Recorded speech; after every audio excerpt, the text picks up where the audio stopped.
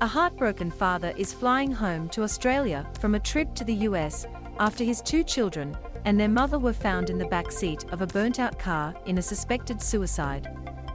Fire crews were called to John Graham Reserve in Perth's southern suburbs at 11:45 a.m. on Monday after reports a Honda Jazz car was on fire.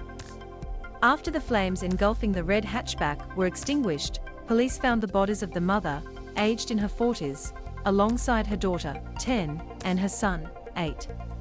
Police on Tuesday said they were now certainly looking at the S as a suicide. The family are reported locally to have lived in Perth for 5 years, where the mother worked as a nurse. Detectives have not completely ruled out other alternatives, but said it was very, very unlikely there is a third party involved. The bodies of a mother and her two children were found inside a burnt-out car. Police made the horror discovery after the red hatchback was extinguished. Police were called to John Graham Reserve around midday on Monday, where the burnt-out vehicle was discovered and photographed covered in tarps. The children's father is understood to have left for a trip to America on Sunday and is now on his way home after being told the devastating news during a stopover in Doha in Qatar. Police said the family relationship had been normal, happy and healthy. The father is in shock, Major Crime Division Detective Inspector Quentin Flatman said. If this could get any worse, that poor man will have to be on a plane alone. His reaction was what we would all expect in the circumstances. He is currently on an aircraft coming home, so he can look for answers himself. He added, very sadly the father departed Perth on a planned scheduled trip to see other extended family overseas. We had some difficulty contacting him. One of the officers from the homicide squad had the unfortunate task of advising him overseas via telephone what had occurred. Detectives believe the fire was started by someone inside the car, and they say they are at a loss to explain the tragedy.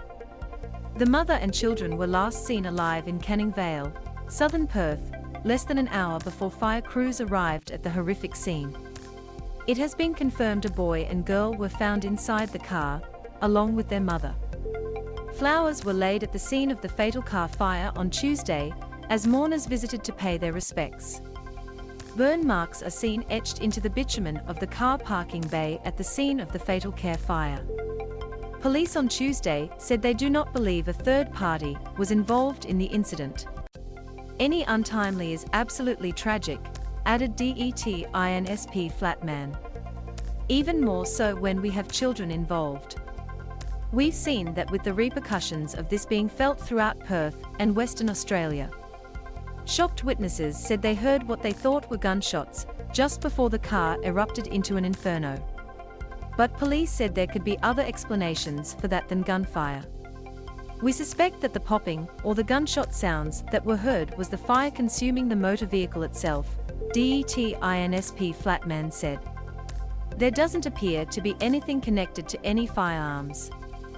Fire crews only discovered there were bodies inside the car after they had put the flames out.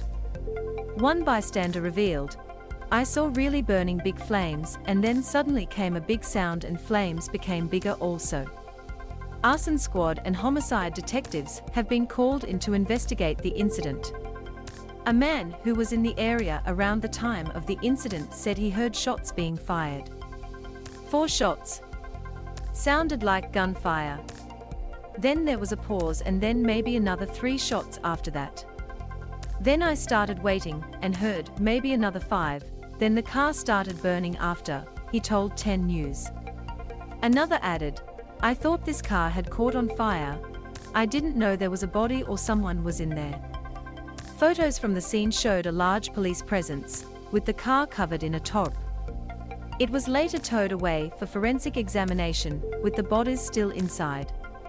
The arson squad has now been called in to assist the investigation, along with Detective Senior Sergeant Cameron Blaine, who led last year's hunt for missing toddler Cleo Smith.